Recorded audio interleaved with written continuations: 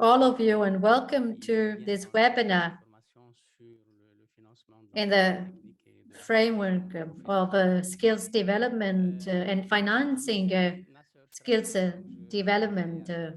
My name is Nasser Shraiti. I work with Stefano and the team at the ITC-ILO, and I'm glad to participate and moderate this webinar. I had the pleasure to introduce our expert and my friend, Philip Beglan, who will present on skills development and financing vocational training. You have English and French interpretation. The presentation will be delivered in French. You will have the English interpretation. You are feel free to ask questions on the chat so that we can have a more interactive presentation and we can have some breaks in the presentation if you have any question or remark. Without further ado, I would like to ask Sophie to coordinate the technical aspects. If you please can share the presentation by Professor Beglan, and I will share the English version. You will see the default version in French, and the upper side of the screen you have the view option, and if you click on this menu, you can choose the language you want to follow the presentation. You click on share screen and you can choose Sophie EN, Sophie English, and you will be able to choose the English version. Thank you, Sophie, for explaining the technical features. But before starting, I would like, before giving the floor to Philip, I would like to ask you to introduce yourself. What can you tell us about financing skills development and technical vocational training in your country? And what are the approaches applied for financing skills development? I would like to hear from a couple of volunteers before giving the floor to the speaker. If you want to speak, please raise your hand and switch your mic on.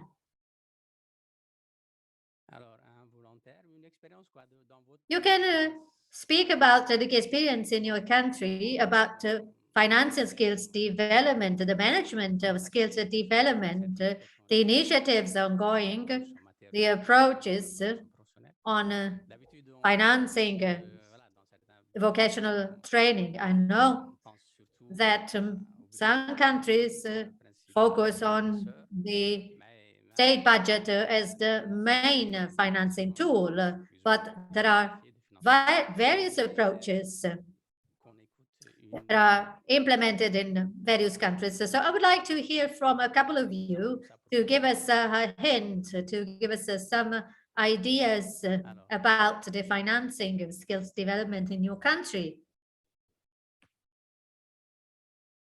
Anyone?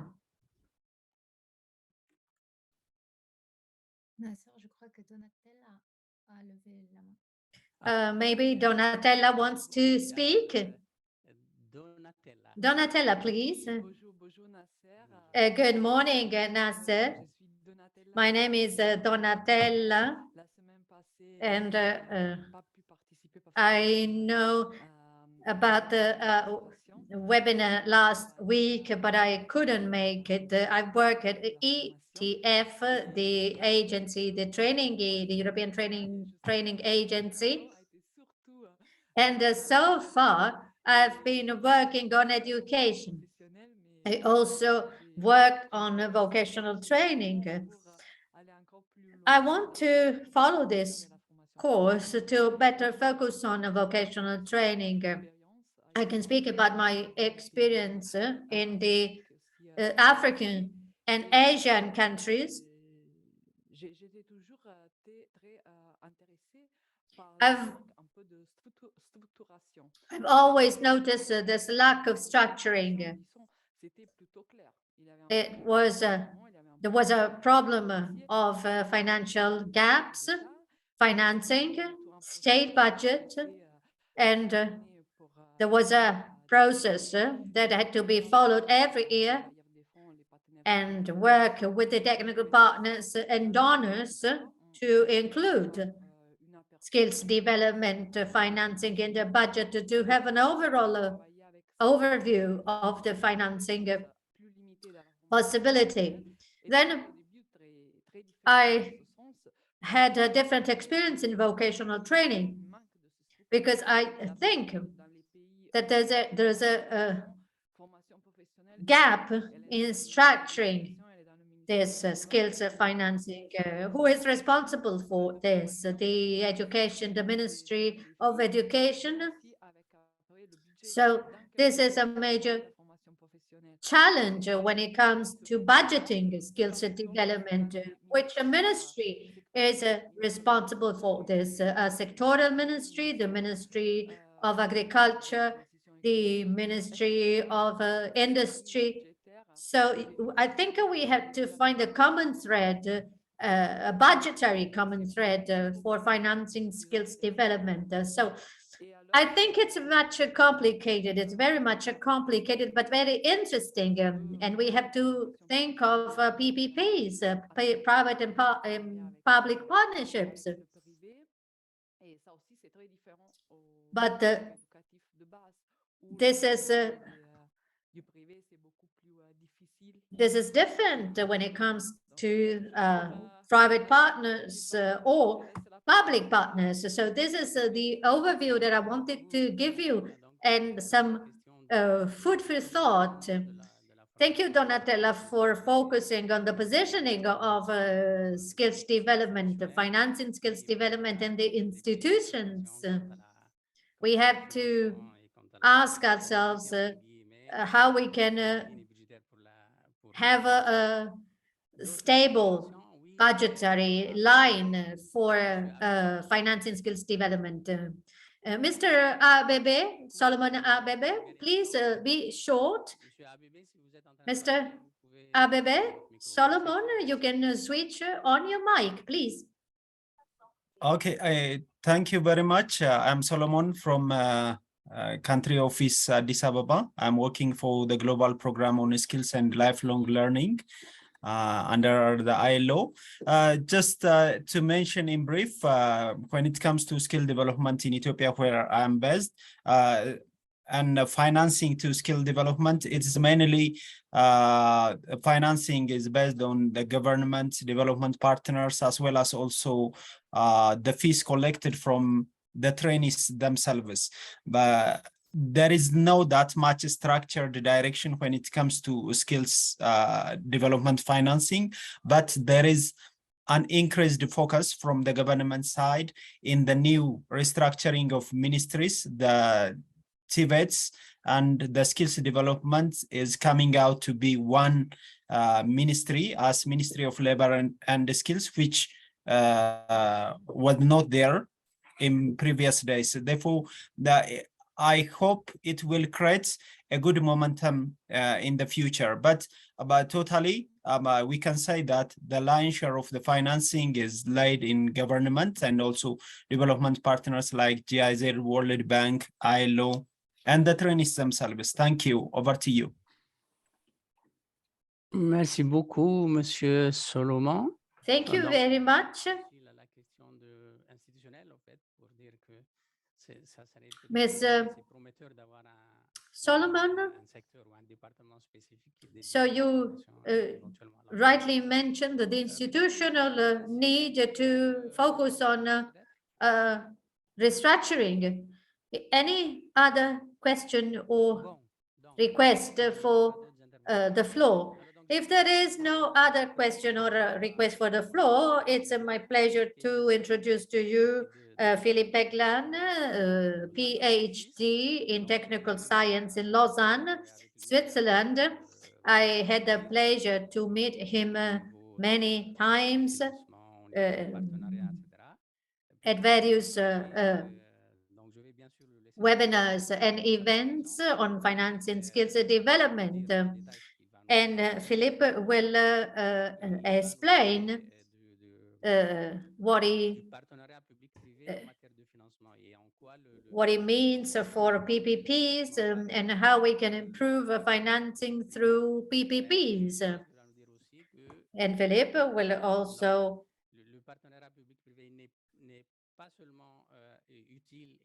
say that PPP is not only effective, but it has an impact on the other dimension on the VET to better meet the needs of learners. So it is very important to improve the efficacy of vocational training. So, Philippe, I kindly ask you to share your screen so we can follow the presentation, and the others can also follow the French presentation. Can you hear me? Can you hear me and see me? On vous entend et on vous voit.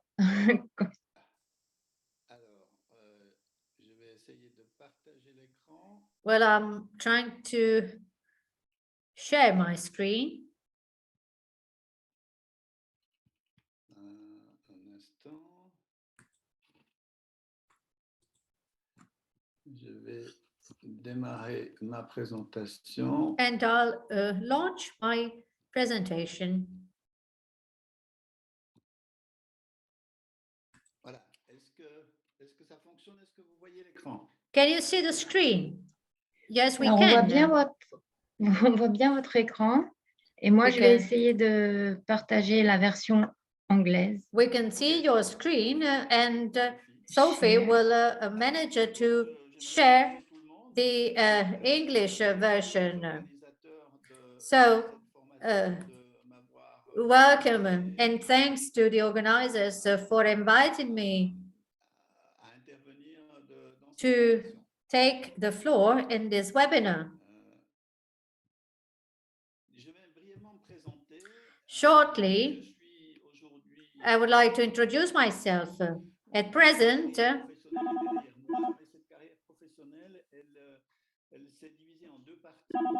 I have a professional career divided in two parts, but always in the field of education. Some years I spent in the private sector, but I spent most of my career in the academic training, half of my career, and a few years in the technical and vocational training. I was a director of the École de Métier of Lausanne.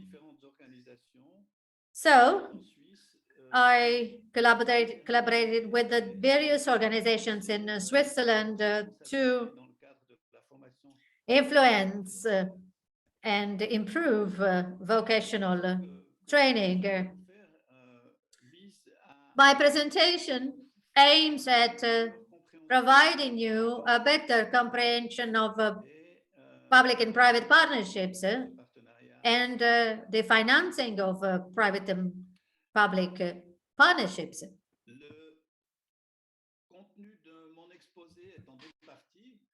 My presentation will be divided in two sections. I will introduce the PPPs. There is lots of talk about PPPs. It's difficult to have an overall and complete overview to see whether this PPPs work. On va voir comment We will see how we can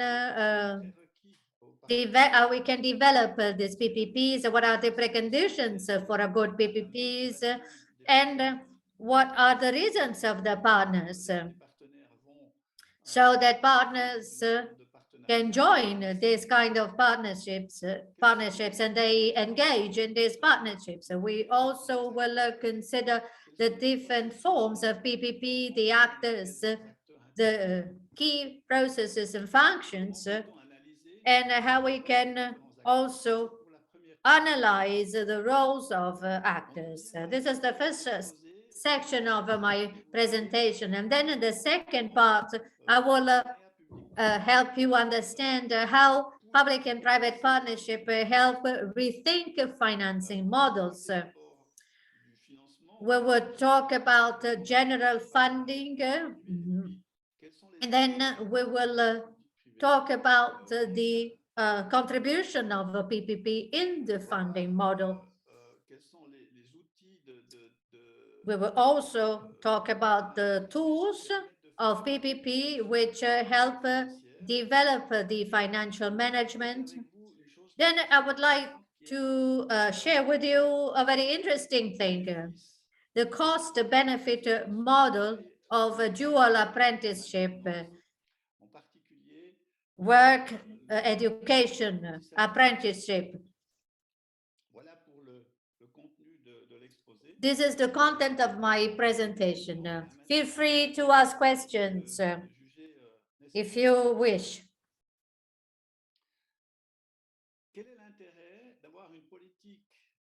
Why it's interesting to have a VIT policy, an inclusive vocational educational training policy that is inclusive. I think that you have to provide skills to people who will enter the labor market, but it is important to facilitate the integration of trained people into the labor market. An inclusive VET policy contributed to the social and economic development of the country and helps this country increase its financial independence.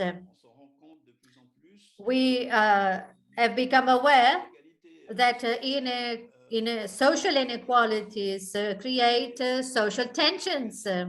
Education, namely vocational education or vocational training, help reduce these inequalities and social tensions.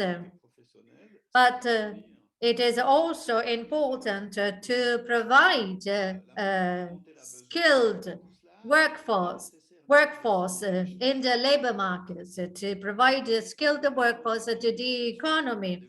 So irrespective of the forms of economy, if these economies are developing or developed, this policy promote the return to work for those who lost their jobs, and that's why it is important to promote, implement lifelong learning. Well, speaking of the economy wants to have a skilled workforce to produce and to earn market shares.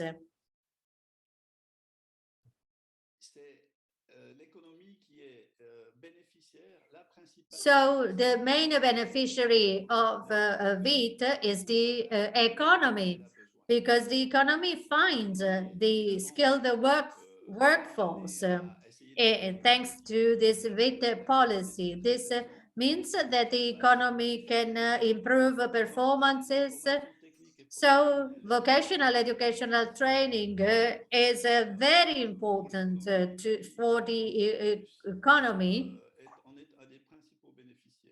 which is the main beneficiary.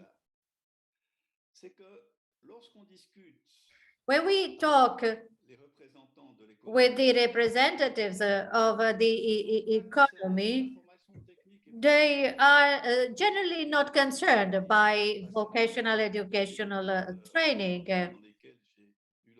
In many developing countries where I worked, many consider that this is a prerogative of the state, which is not true. This is not the exclusive task of the state, because the economy is among the main beneficiaries of vocational and educational training. But this feeling, this idea has gained ground that VIT is an exclusive task of the state as a schooling or initial education.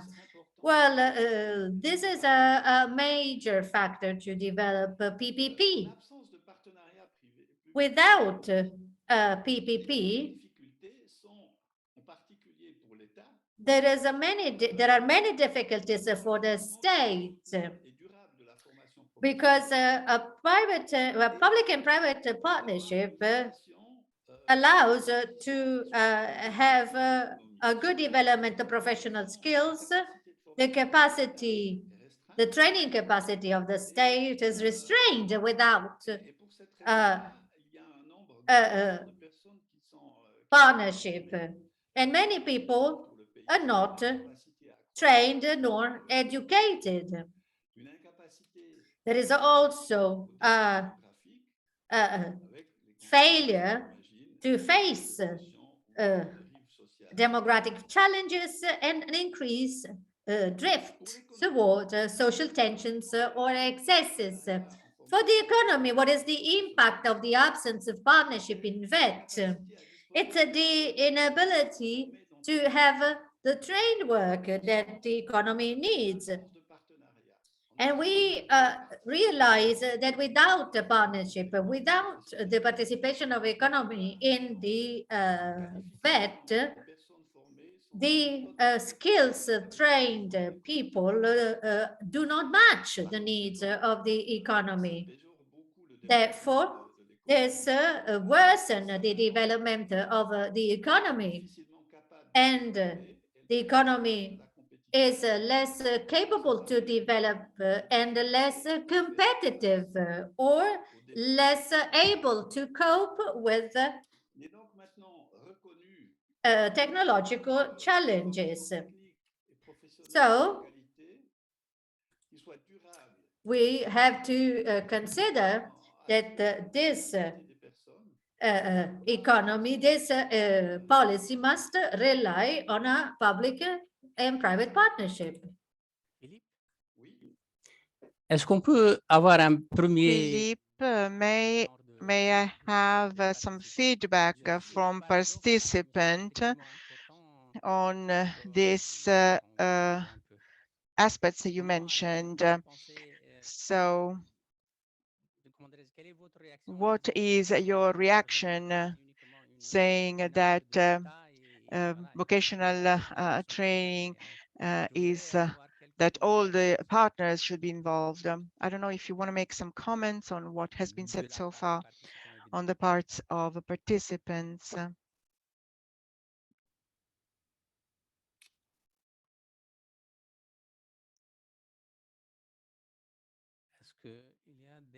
Are there any comments?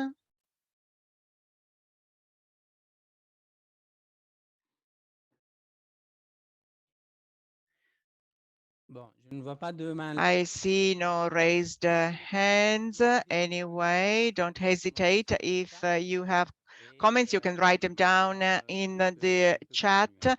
So, Philippe, you can continue. Thank you very much. So, to continue, what is a public and private partnership in VET? This partnership is an association of public, private, and social stakeholders, all of the society, who agree to pool their efforts in order to contribute to the development of professional skills.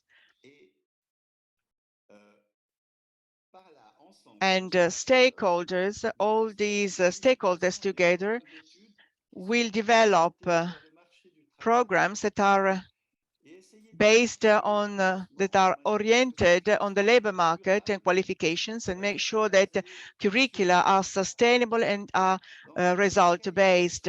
So qualification of studies to seek labor market-oriented qualifications and curricula is a key parameter for the employability of the trained people. Very often we realize in all countries, basically, either in developed countries or in developing countries, we realize that oftentimes the efforts on training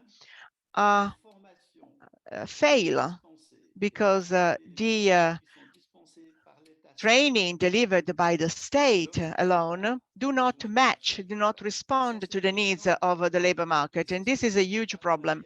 And so this is what PPPs aims at, to bring closer the competences, the skills of trained people in order to match the needs of the economy.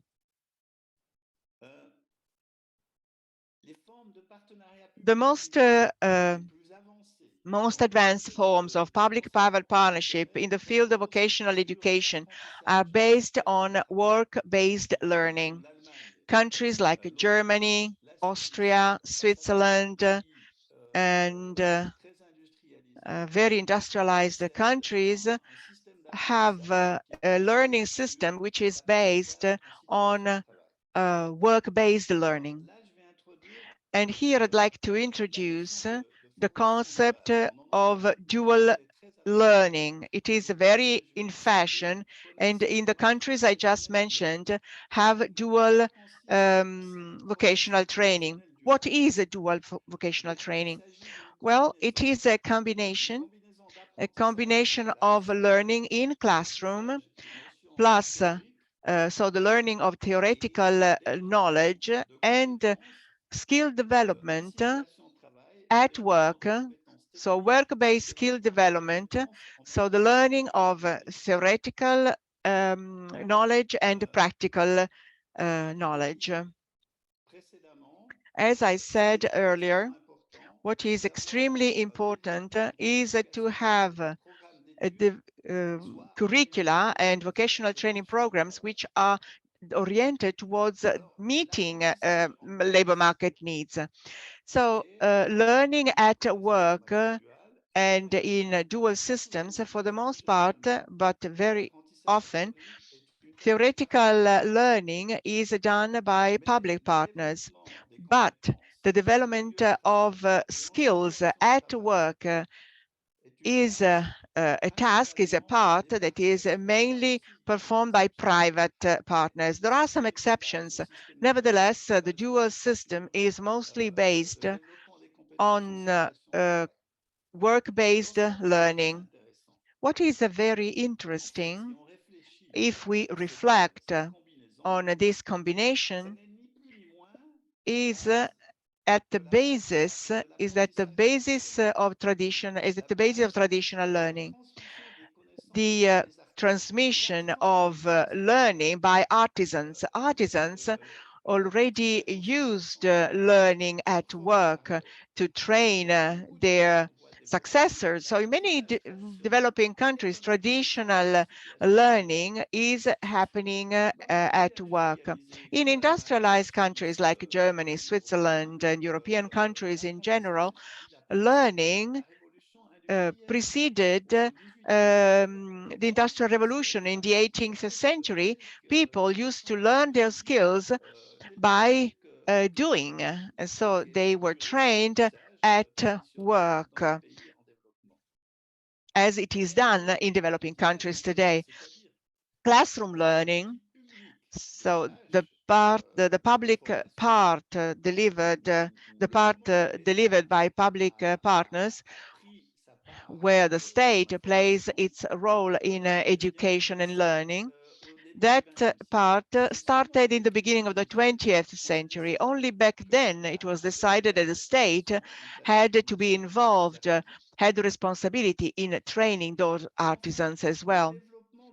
So the development, skill development that is work-oriented involves public and private partnerships for this reason, because they cover different areas. Only at the end of the 20th century, this development, skill development, was developed as a common task.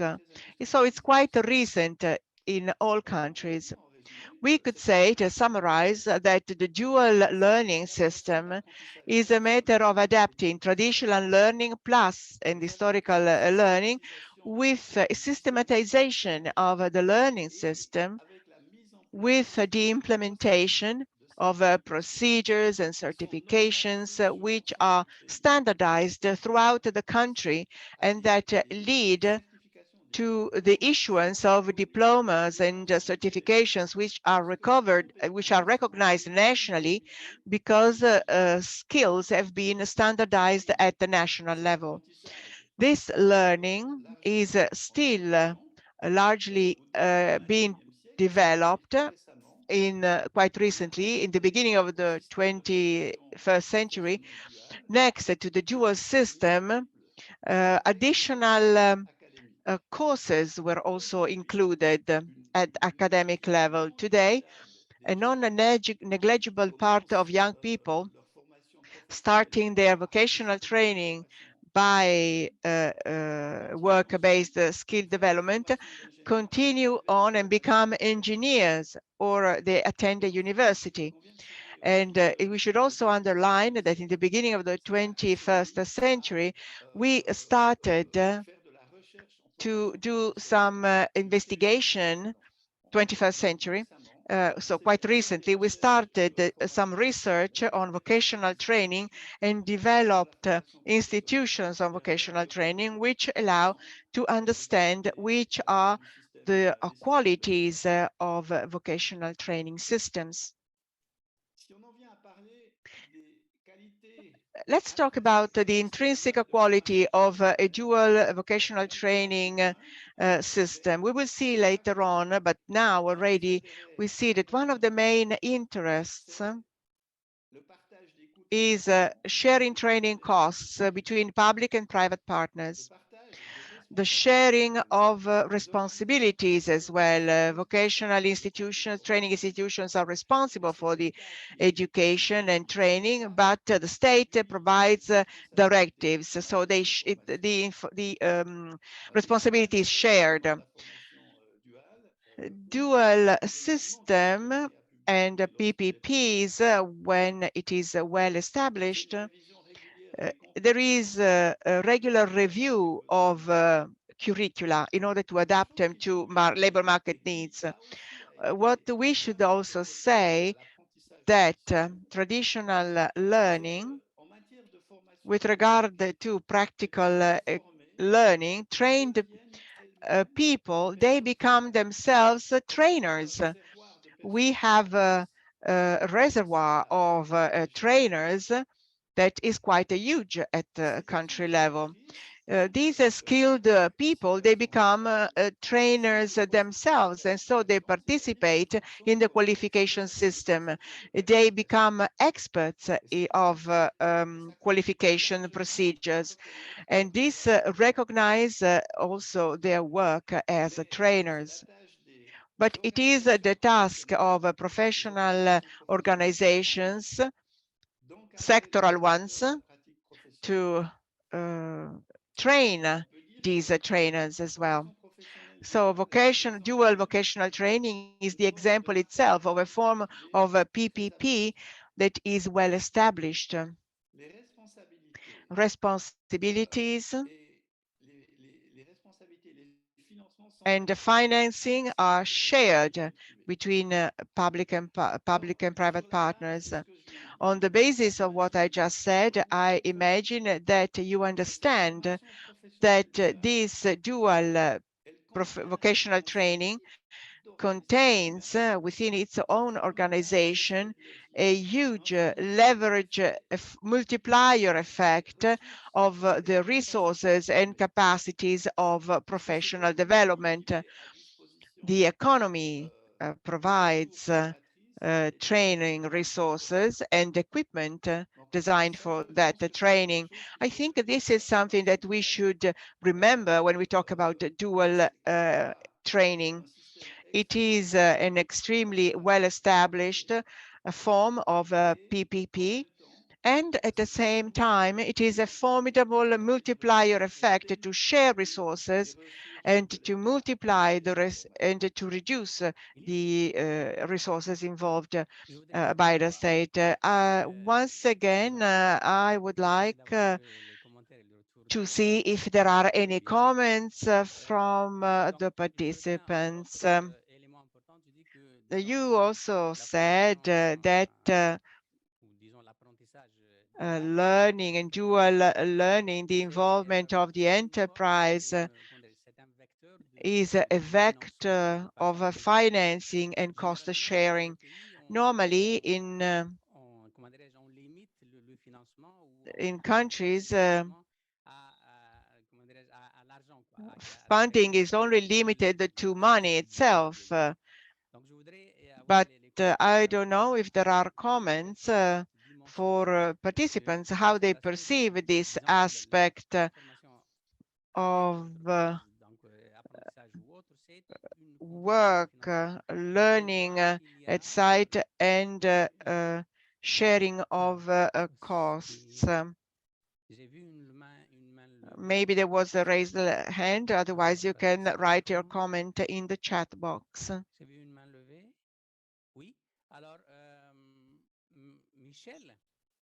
Michelle?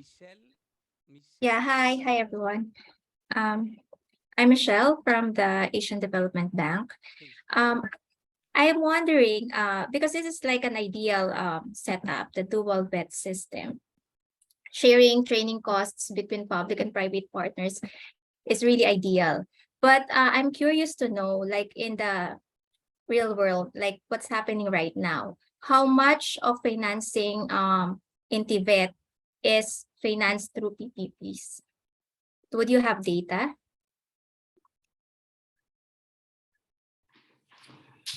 Should I answer? Please go on, Philip.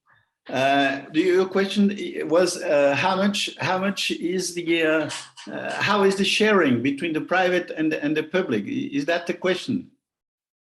That's one aspect, and also in real programs, in terms of real programs that's happening right now, what percentage of financing is actually shared by the private partners? Well,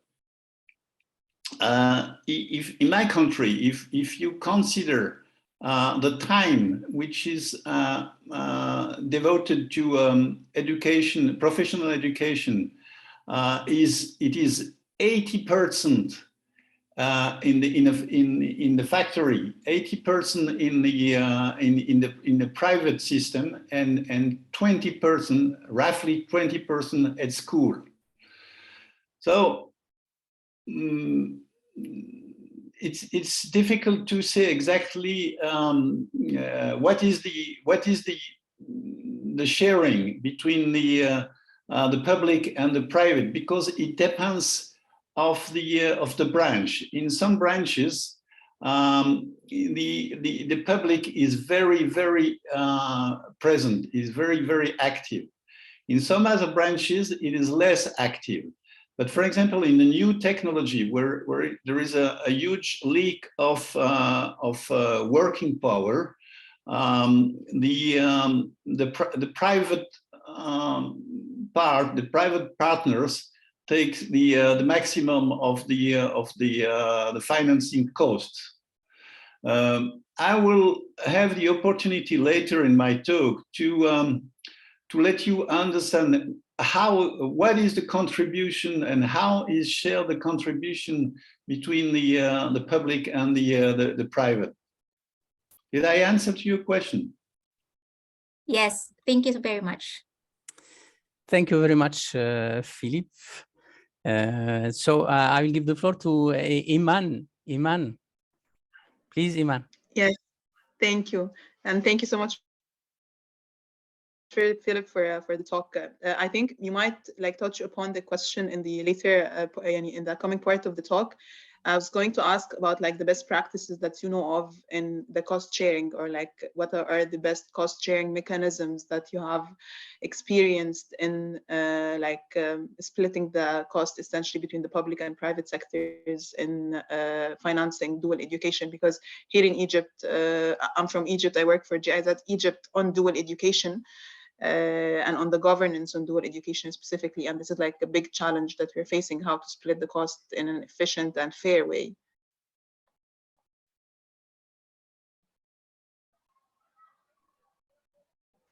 Philippe?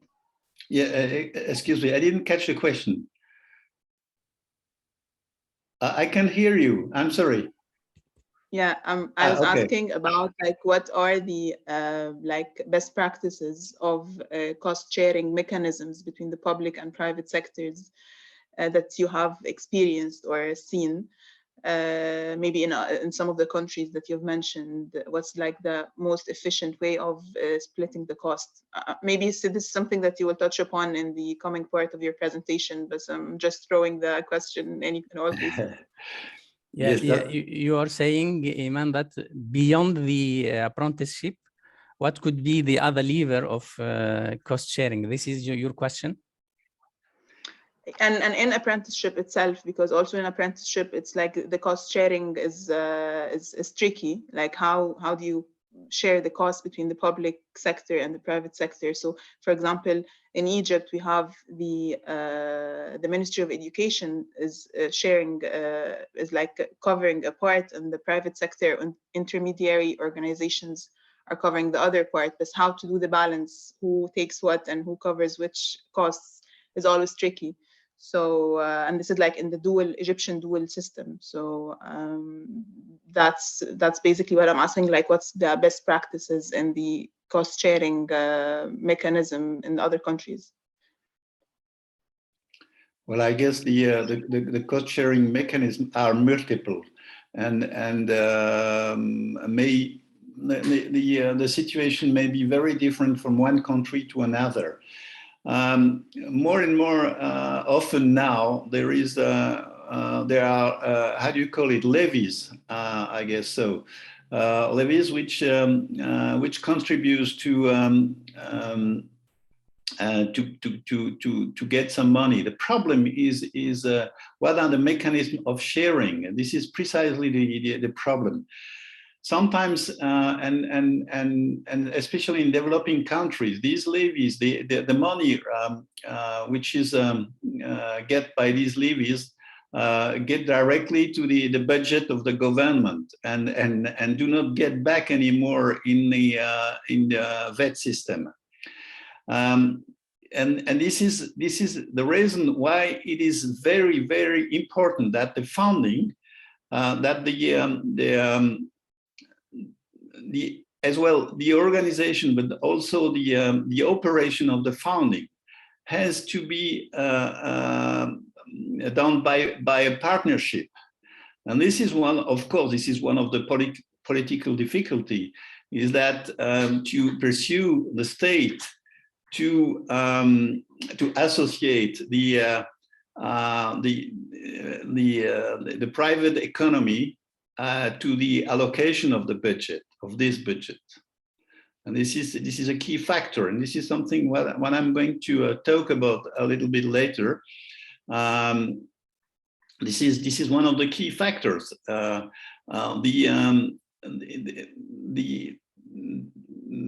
management of the funding has to be shared as well. And this is, of course, something which is very sensitive in the political point of view, as you can imagine. But I'll talk about that later as well. Perfect, thank you. Okay, donc s'il n'y a pas d'autres commentaires, Philippe. So if there are no further questions, Philippe, I can give you back the floor so that you can continue with your presentation. So we are getting there. So what are the prerequisites for a public-private partnership? these pre-requirements are very important. We have the state's desire to involve partners in vet processes. And with regard to financing, there's also a need for the state to accept, to associate private partners in the granting of public funds. It is also important for the partnership within the public sector is stable and effective. So you need to have a stable and effective public-partner partnership, regardless of the country, whether it is very industrialized or not. You may have within public bodies and public administration and political bodies, so within ministries and administrations, there may be tensions, and that will slow down considerably or even stop public and private partnerships. And then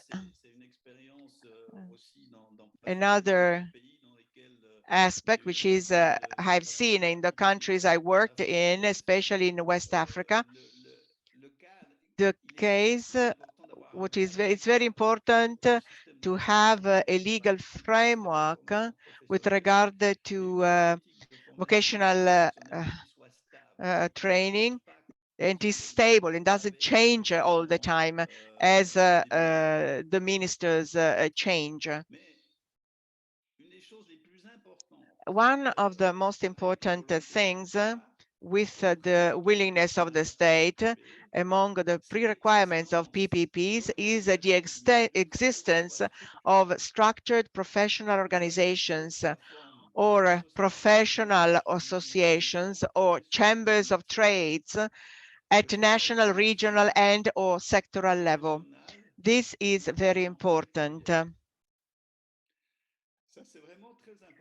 This is, as I said, very important because these organizations in the labor market do exist, and they are willing, they should be willing to get engaged in the training policy, and also available to get involved in a co-management system with the social partners as well. And they should also accept to get involved in the funding of training tools.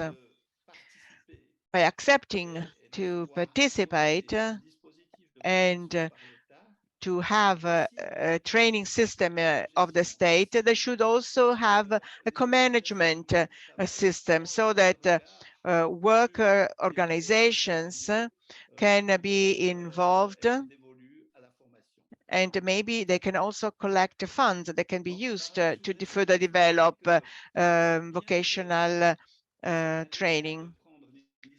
Even though it's the state that should take the initiative to set up a partnership, even if it is the state responsibility to take on this initiative, the partnership is not something that you declare, it's something that you build. It's a dynamic that you develop, and that it's not like overnight the state can decide to set up a partnership. It's a process. You need to have an effective public private partnership. Sometimes there are tensions between ministries and tensions at economy level with between the private and the public sectors. Oftentimes there is a lack of trust between private and public partners. And as you know, trust can only be built little by little. Trust is gained very slowly, but it can be lost all at once. And so you need a stability of the system and a stability of the legal framework, a stable legal framework. And also, little by little, a partnership framework is developed usually under the initiative of the state. And every time I've interviewed organizations in the world of work and trade unions, everybody always wished to participate with the state in the development, in the skill development. So what does motivates private, social, and economic partners to contribute to PPPs? We take the private sector, which is the key driver, because they need qualified workers, skilled workers. They need better employability of the workers for long term. This can be done, for example, in development of new technologies, but also the reduction of the mismatch between the needs of the labor market and the skills supplied by the public education system. We often talk about the underemployment, people who have been trained, but they cannot find an employment for which they were trained for. And so in most cases, this is the reason why these people cannot be hired for the jobs they were trained, because the skills they acquired by the public system do not match the needs of the labor market. So it's a key interest for the private sector to be involved and participate in the governance of vocational training and skill development. And then there are incentives which can motivate private partners to contribute. Incentives that can be, for example, the reimbursement of national or sectoral skill levy paid on payroll basis. Or there could be advantages given to companies hiring apprentices on public markets submissions. Or another incentive could be the productive contribution of apprentices and skilled workers. Among partners, we also have social partners, of course. They also have the interest in participating in the partnership by, for example, the contribution to the reduction of poverty thanks to skill development.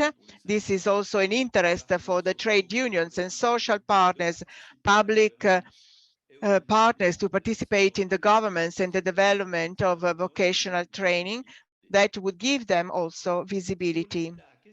For the state, what motivates the state to contribute and use the lever of public, private, of PPPs? What motivates the state, first of all, is the need of financial resources, being able to increase its ability of training, increase the tuition capacity.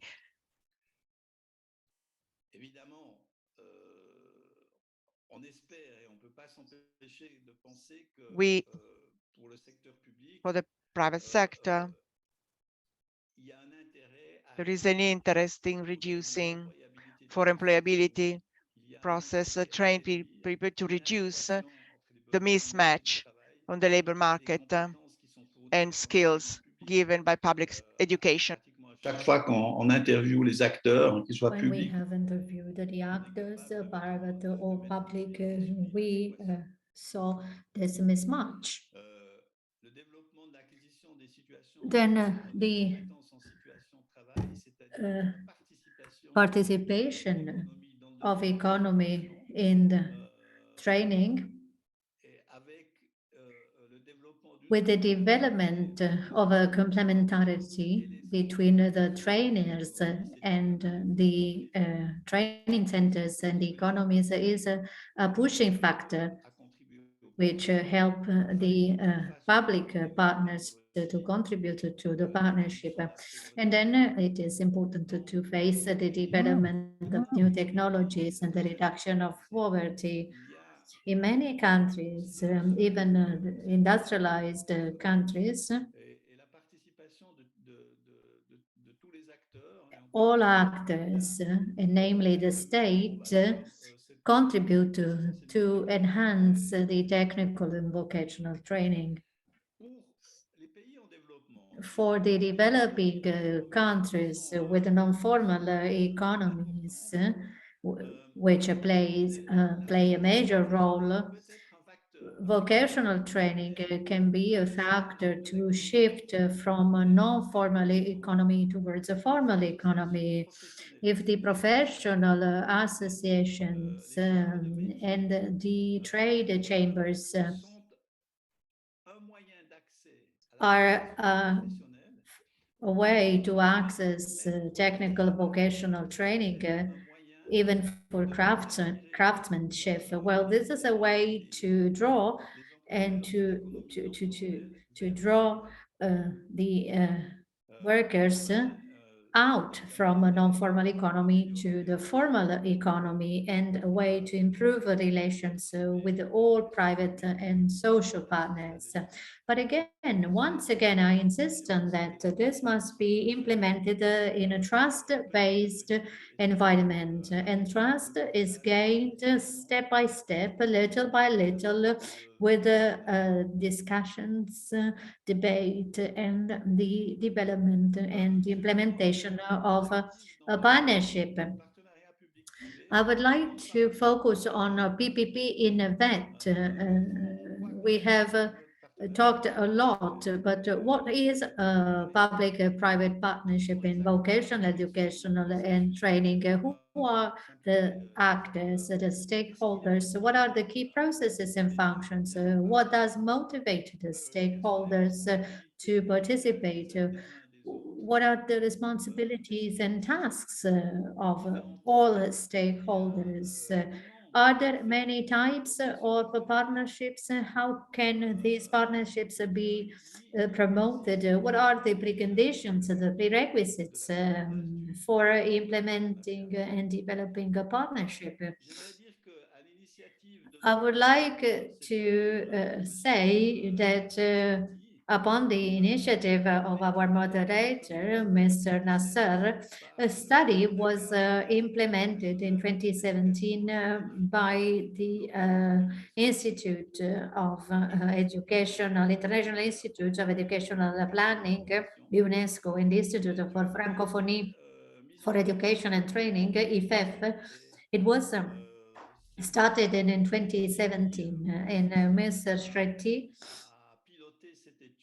piloted this study in Dakar, and I had the chance to take part in the study.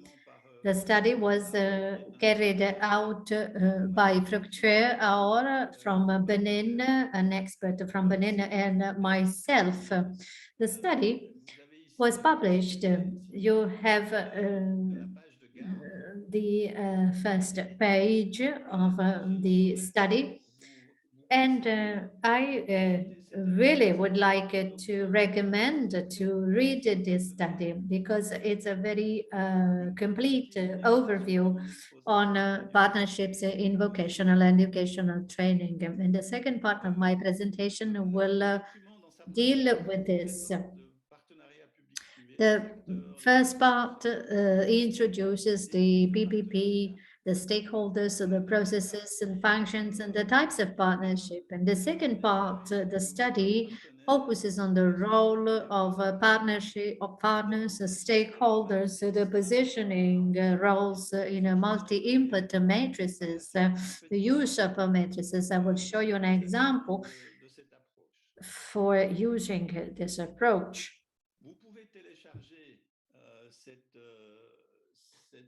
You can download in English.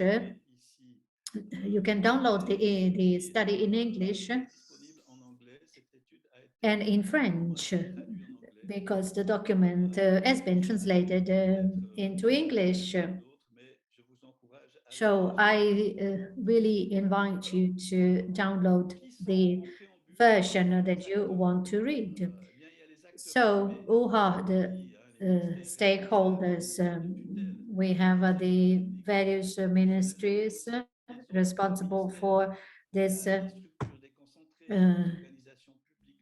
responsible for that, but there are also the line ministries, the structures, the national bodies for training, the funds offices, and the public training institutions. Then we have the private and economic stakeholders. So we have sectoral, intersectoral organizations, employers, organizations, companies, but also trade unions, which are interested in training and wish to engage in training.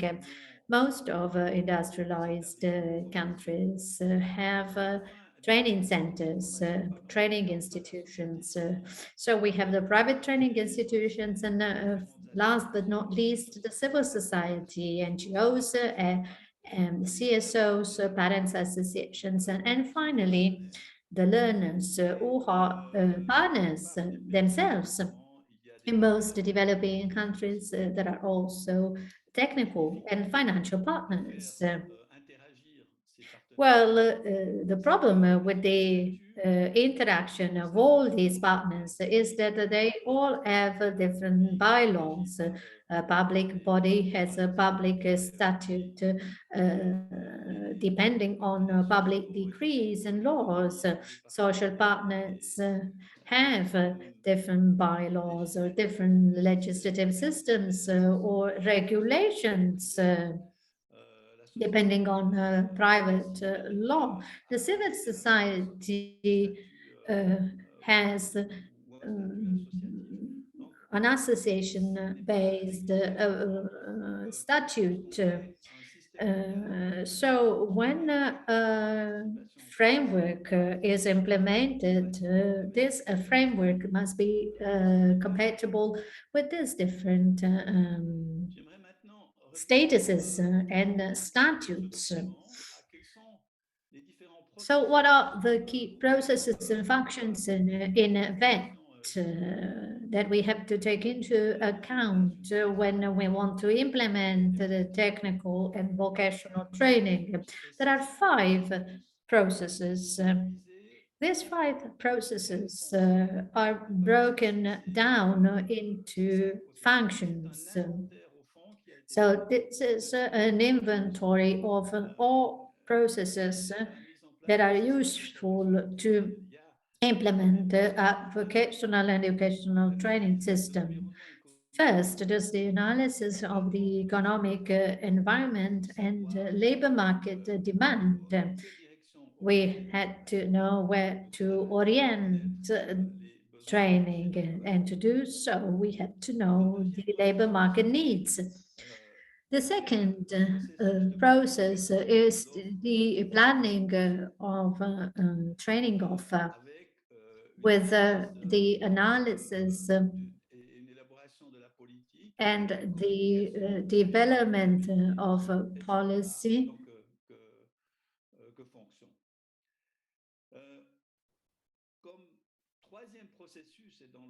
The third process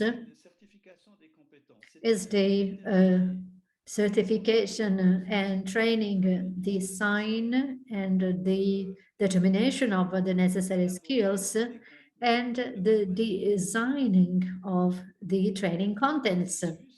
The fourth process is the process which aims at making skills acquisition operational. So certification, training, the provision of training, certification of trainers, and the provision of facilities. Sometimes the planning goes to process 4 straight away without analyzing the economic environment and the labor market demands first. And finally, the 5th process is very important because it aims at assessing the internal and external training, the effectiveness of internal and external training, and the capacity to meet the demand. So when it comes to implement a VET system, a VET framework, all these processes must be dealt with and implemented in progress. So before defining the training content, you have to implement and complete the various previous processes. Sometimes the assessment of the effectiveness of the VET system is forgotten, which is not good. There are also another two processes which are cross-cutting processes for skills development, the financing and the quality. The financing or funding aims at diversified and sustainable funding. It means that one single source of funding is not enough, meaning that the state budget is not the only funding source. And the model also depends on the actors' level of partnership and their capacity of mobilizing resources through PPPs. The system must also include quality insurance, which must be permanently assessed by the partners. Philip, I would like to ask the participants whether they have some comments, because these are important items. I would like to know from you about these processes. Do you have any idea that you would like to share about the processes in VET? Maybe our participants are a bit shy, but I really invite you not to be shy and ask for the floor if you want to say something about these processes. Also, we mentioned the actors. So if you have something to say about the actors, feel free to raise your hand. Well, we can you can also see that these processes resonate because you have the same in your countries. This work was done taking into account the context and of the developing countries as well. But it seems that things are very clear. So, Philippe, you can carry on. Thank you. I will continue. How can PPP be promoted and developed?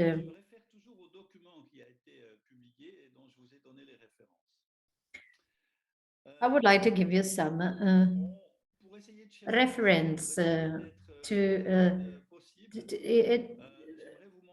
be as quick as possible. I would like to provide you with the 4 categories of PPPs that the study has included, and Nasser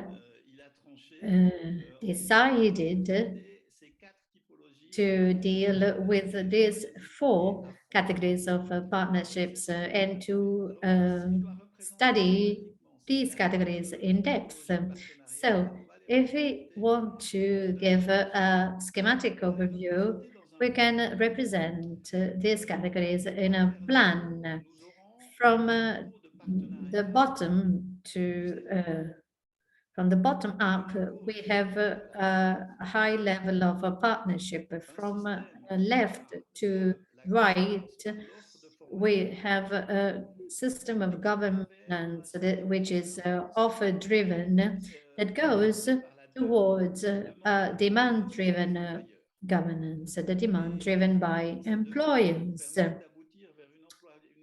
This should help us to improve the employability of trained people. So we decided to focus on 4 PPP categories, but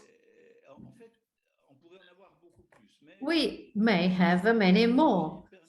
These 4 categories enable us to have an idea of the promotion and development of PPP. So, first, we have the informative partnership. It's at the lower level of partnership. There is no formal engagement of actors to collaborate. The public and the ministry decides and finance the partnership. Then the first level, which is the first significant level of interaction, is an advisory-based partnership. It doesn't require any formal commitment to partners, but they have to interact and consult each other when it comes to take action and training or decide of a training activity. Then the most effective partnership is the cooperation-based partnership. Decisions are made with those who will have to implement them and bear the consequences. So it is necessary to have a formalized partnership system which puts together and pool together all the actors who have agreed to participate. And then we have the collaboration-based partnership, which is the highest level of partnership because it means sharing funds and management responsibilities. The training, learning on the job is included in this collaboration-based partnership. But if we want to have more details, we can refer to the document I mentioned before. The document mentions the roles of all actors for the 4 types of partnerships, and it mentioned an inventory of all the possible roles. So there is a classification of roles by type of partnership. So this is a sample matrix. There are 13 matrices. Here we find the actors, we find the 5 processes, and above and beneath the processes, so you see the functions and the roles of the different actors are in this table of matrices, and they are classified by type of partnerships. So we have this system of 13 matrices where we find all the possible roles and the type of participation of actors depending on the type of partnership and the development of partnership. These are examples, but starting from these examples, we can also elaborate a matrix which is specific to the national or sectorial training system. To do that, we use workshops or surveys online involving all actors that are engaged in training. I would like to provide you with an example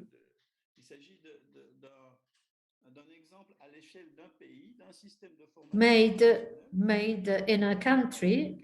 I'm not telling you which country, but it's a Western African country where we have represented a matrix for a vet system, for a national vet system, and then we carried out an analysis of a type of partnership by actors.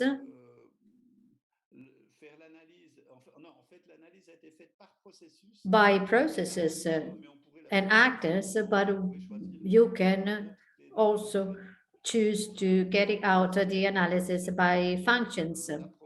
And this approach will enable to follow up the development of a partnership through recursive surveys and analysis. So the same survey will be carried out again in a few years to see whether and how the partnership has developed. So maybe you cannot read the contents, but this is not important. It is important to remember that vertically we have the actors, the processes, and the functions horizontally, and each time we have the action and intervention of the various partners. Once the matrix has been filled out, we tried to understand the type of a collaboration, the type of a partnership is a consultation-based, contribution-based, collaboration-based partnership. And if you look at the color of the matrix, the collaboration base is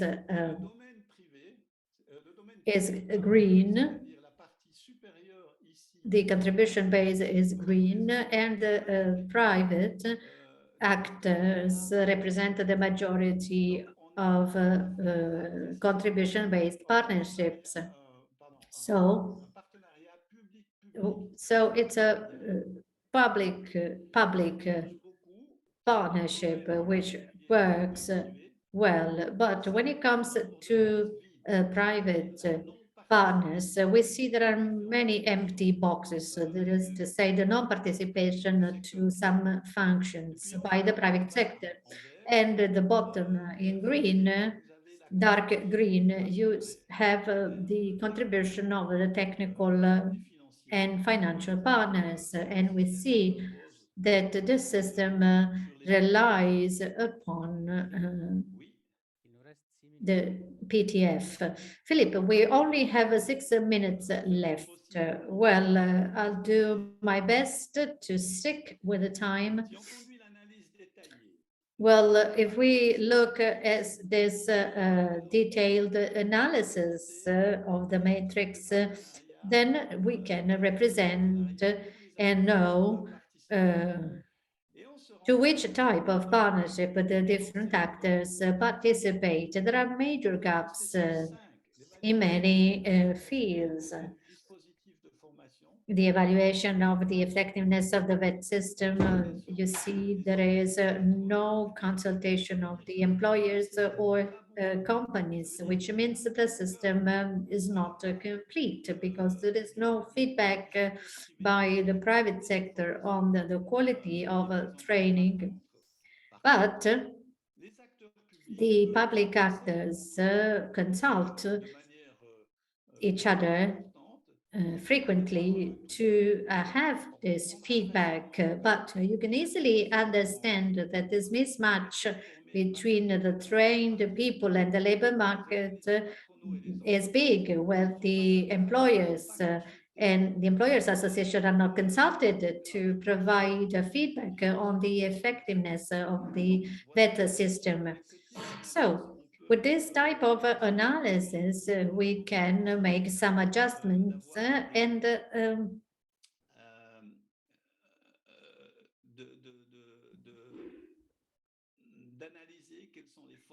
analyze the strengths and weaknesses of a training system. Well, I'm going to skip this because we don't have much time, but this is just to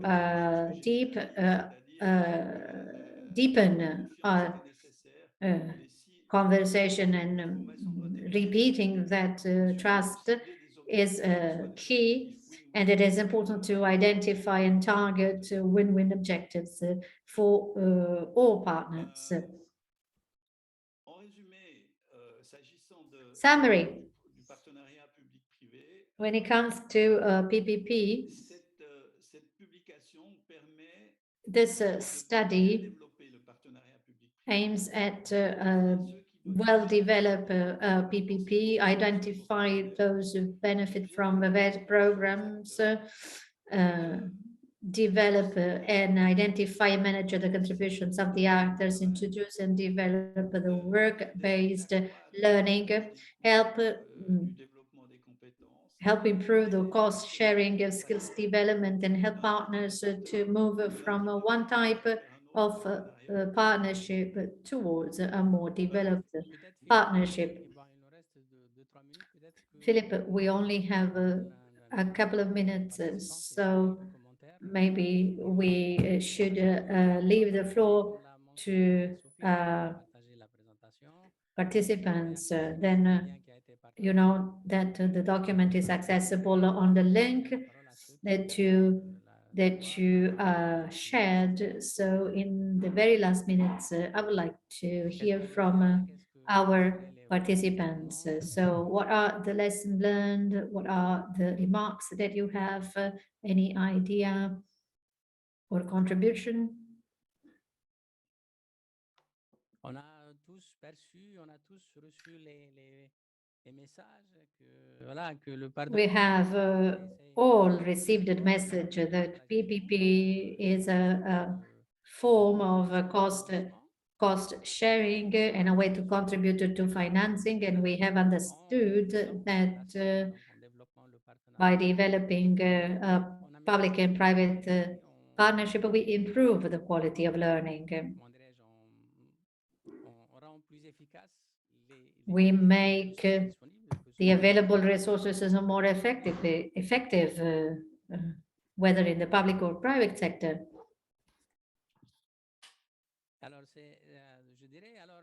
Well, your presentation, Filippo, was very clear. If there is any more comment.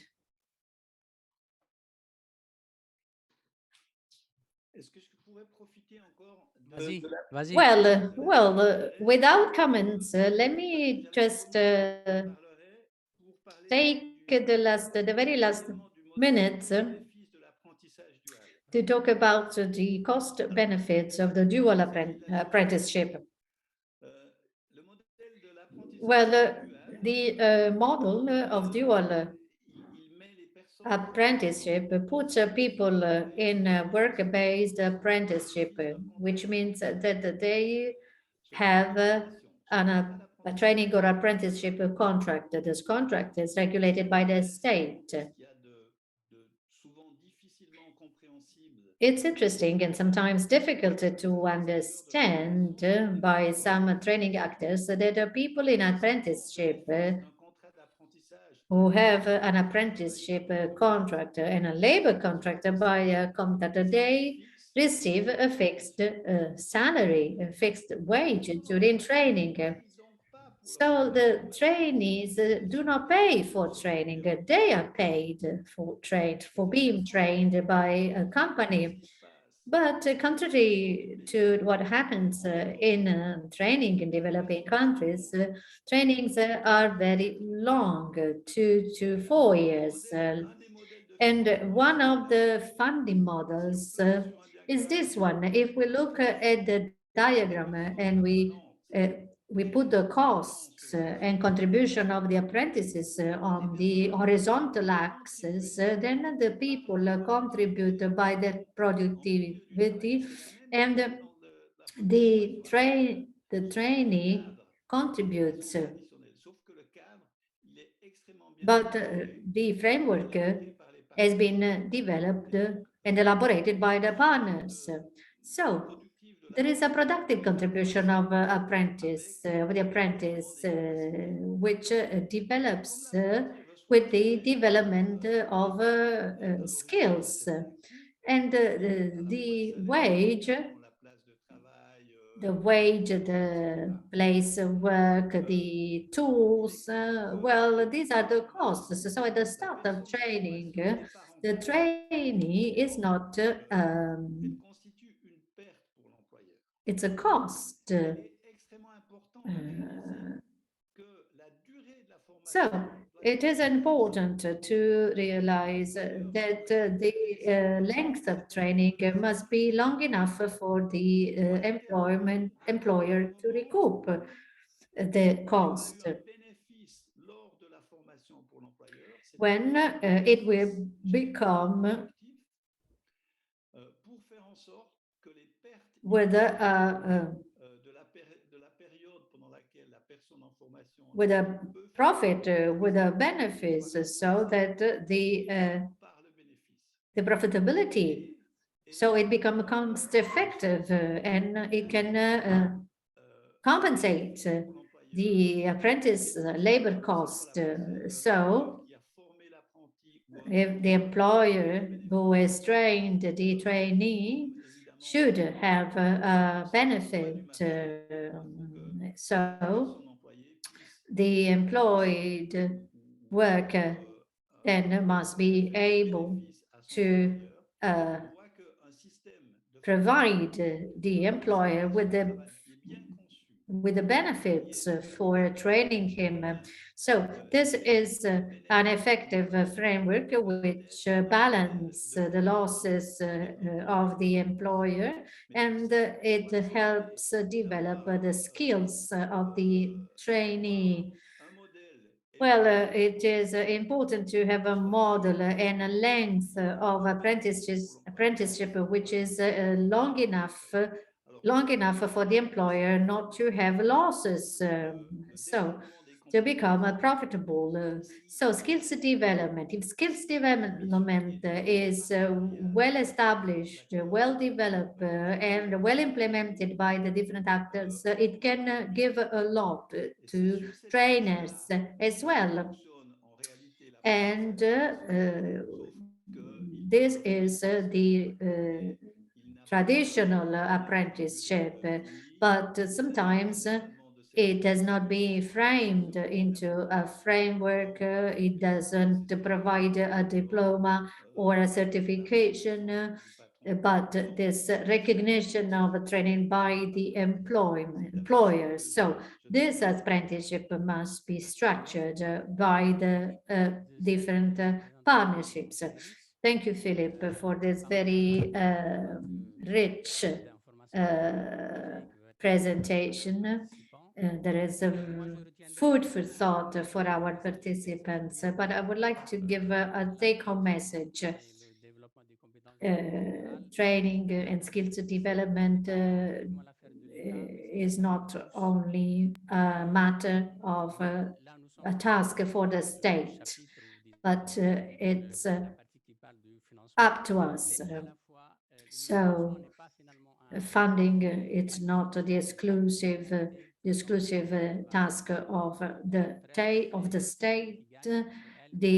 And financing is not a cost for the company, because the company earns profit if the company puts in place all the necessary actions, and if the company considers all the stakeholders as the actors of the skills development process, including the trainees. So having said that, I thank you all for the participation, and I wish you good training, and I invite you to profit from the materials that have been provided to you. Thank you very much. Thank you for your attention.